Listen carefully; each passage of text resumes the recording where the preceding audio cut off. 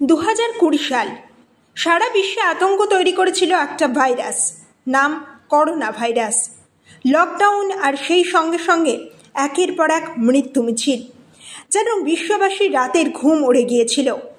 ঠিক 5 বছর কাটতে না কাটতেই ফের ফিরে এলো সেই ভয়াবহ দুঃসহ স্মৃতি, কোভিড আতঙ্ক। ইতিমধ্যেই সিঙ্গাপুর, হংকং, থাইল্যান্ডে বিপুল হারে ছড়াতে শুরু করেছে করোনা। একাধিক জনের মৃত্যুর খবরও প্রকাশ্যে এসেছে। শুধু তাই নয়, ভারতেও ফের ভয় ধরাতে শুরু করেছে করোনা ভাইরাসের নয়া ভ্যারিয়েন্ট। দিল্লি এইমসের অধ্যাপক ডক্টর সঞ্জয় রায় জানিয়েছেন, নতুন আক্রান্তদের শরীরে ধরা পড়েছে করোনার JN.1 ভ্যারিয়েন্ট। এটি ওমিক্রনের একটি সাব ভ্যারিয়েন্ট।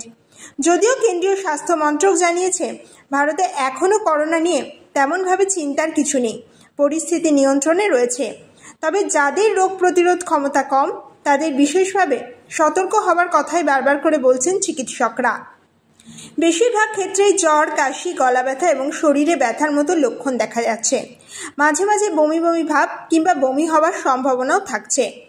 যাদের রোগ প্রতিরোধ ক্ষমতা কম বা যাদের ডায়াবেটিস, হৃদরোগ, হাঁপানি, ক্যান্সারের মতো রোগ আছে, স্বাস্থ্য বিশেষজ্ঞরা তাদের ক্ষেত্রে বুস্টার ডোজ নেওয়ার পরামর্শ দিচ্ছেন। এছাড়া বয়স্ক ব্যক্তিদের ঝুঁকিও তুলনামূলকভাবে অনেকটাই বেশি। এখন কি করবেন এবং কি করবেন না, সেই সম্পর্কে পরিষ্কারভাবে জেনে নেওয়া প্রয়োজন। জনসমাগমে মাস্ক পরুন, লক্ষণ থাকলে বাইরে একেবারেই যাবেন না। বারবার হাত পরিষ্কার করুন, বুস্টার ডোজ নিন, সামাজিক দূরত্ব বজায় রাখুন।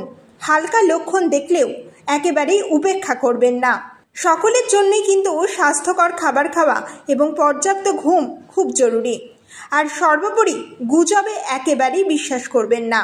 2020 সাল থেকে 2022 সাল দেশবাসীর চোখের সামনে ভেঙে পড়েছিল অর্থনীতি, স্বাস্থ্য ব্যবস্থা পড়েছিল মহা সংকটে। একটা ভাইরাসের সামনে অসহায়ের মতো মাথা নত করেছিল বিশ্বের তাবর তাবর দেশগুলো। স্বাস্থ্য প্রতিরক্ষাকে পোক্ত করতে লেগে গিয়েছে কয়েকটা বছর। আবার কি সেই দিন ফেরার পথে? চিন্তা বাড়াচ্ছে পরিসংখ্যান, আর সেই সঙ্গেই উঠছে হাজারো প্রশ্ন।